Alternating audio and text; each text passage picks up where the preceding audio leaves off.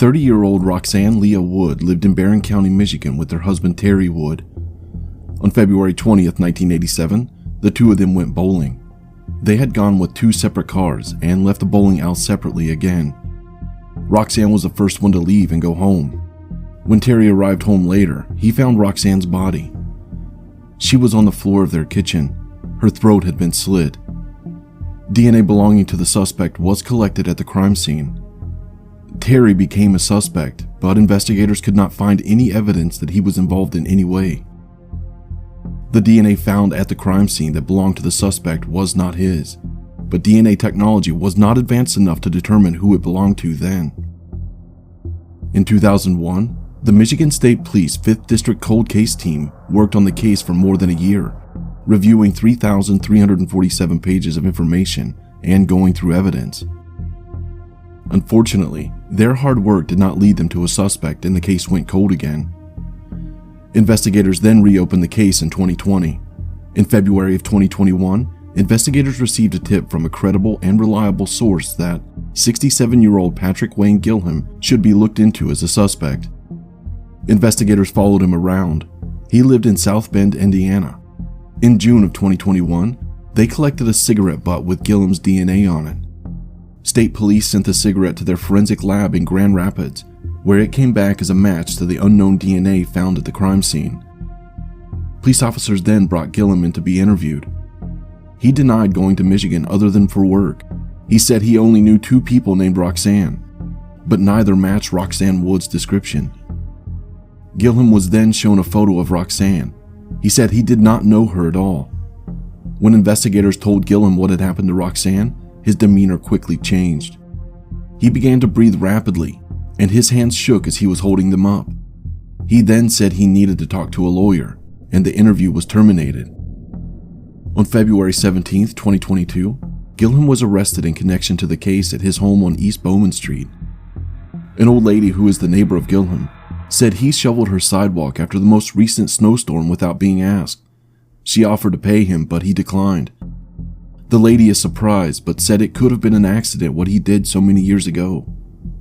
I personally would like to know how someone accidentally breaks into a home, slits someone's throat, and assault them. Gilham's bond is set at $500,000. If he posts it, he must wear a tracker and stay in a residence in Michigan.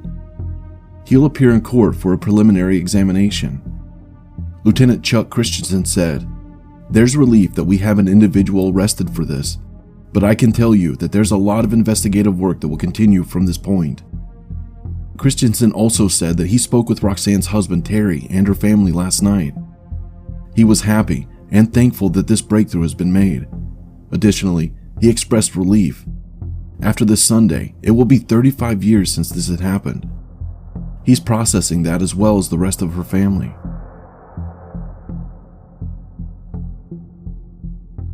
"20-year-old Mary Jane Thompson lived in Dallas, Texas in 1984. She had previously lived in Houston and Los Angeles, but decided to move to Dallas in 1983. Mary worked at a florist shop and also a restaurant. She had dreamed of becoming a model. Mary was last seen taking a bus to a medical clinic on February 11, 1984. 2 days later, her body was found behind a warehouse in Dallas. She had been strangled by her own leg warmers and also assaulted. Investigators collected DNA belonging to the culprit from the scene for it to be used later. In 2009, a DNA profile was created for the suspect, but it did not match anyone in the database and the case went cold. In 2018, Dallas police decided to reopen the case. This time, DNA was much more advanced, and they worked with a team from the district attorney's office and the FBI. The DNA profile of the suspect was submitted to the public DNA databases. Then finally, in February of 2021, investigators determined that 60-year-old Edward Morgan's DNA matched the DNA collected at the crime scene back in 1984. Morgan was arrested and is currently being held at the Dallas County Jail. Dallas County Assistant District Attorney Leighton Diatoni said, "Working together, we continue to solve the most difficult cold cases that Dallas has ever seen. I look forward to working with all our local law enforcement agencies to utilize the advancements in forensic testing techniques to identify, arrest, and prosecute the most dangerous predators hiding among us. We never ever forget about these cases, our victims, and their families. After the arrest, Mary's sister, Selena Tomasello, posted several messages and a montage of family photos on Facebook. "Missing you, sis. On Friday, when I got a call I've been waiting 38 years for. He will be in jail for the rest of his life. He is no longer free as a bird. I know you are looking down."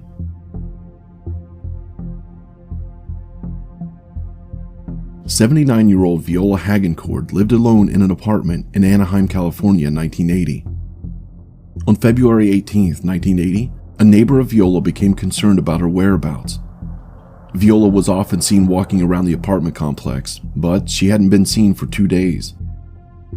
The neighbor stepped inside Viola's unit and found her lifeless body. She had been assaulted and strangled.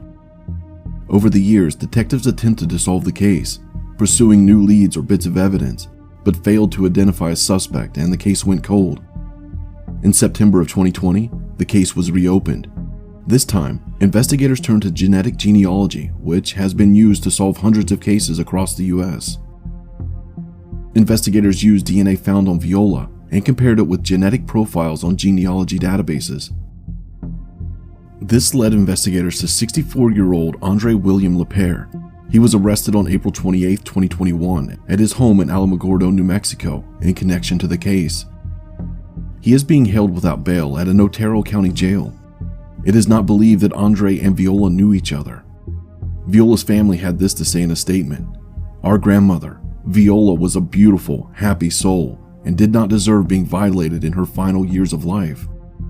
We are so grateful for the Anaheim Police Department never giving up after 41 years, and that is our message: never, never give up."